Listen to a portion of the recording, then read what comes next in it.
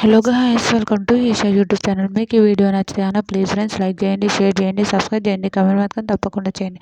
మరిన్ని వీడియోస్ కోసం నా ఛానల్ సబ్స్క్రైబ్ చేశారని అనుకుంటున్నాను.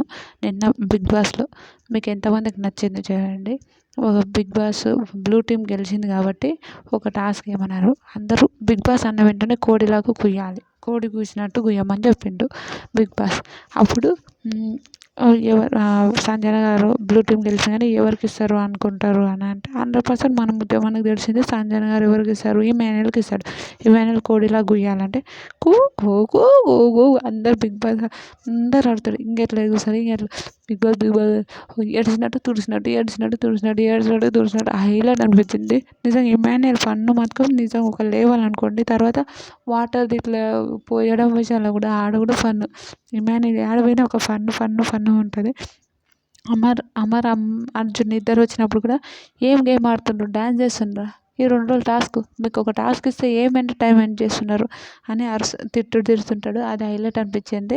తర్వాత సార్ మేము ఏం చేయలేదు సార్, మేము ఏం దొంగలం కాదు సార్ అని అంటే, ఎవరు దొంగలో ఎవరేదో అందరికి అన్నీ తెలుసు, అన్నీ చూసానే మేము చూసే వచ్చాము వీడికి, ఎందుకు అంతగానం ఆలోచిస్తుంటావు అని మాట్లాడుతుంటే అది హైలైట్ అనిపించింది నిజంగా.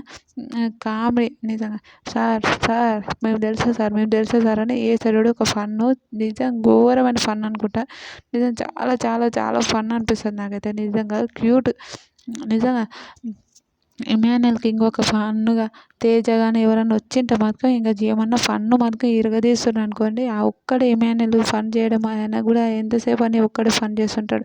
నిజంగా సూపర్, ఒక జెన్యున్ పర్సన్ అనిపిస్తుంది నాకు ఇమాన్యుయల్ చూస్తే. మీకేమనిపిస్తుంది కూడా ప్లీజ్ కమెంట్ చేయండి. ఇలాంటి వీడియోస్ మరిన్ని కావాలంటే సబ్స్క్రైబ్ చేసుకోండి.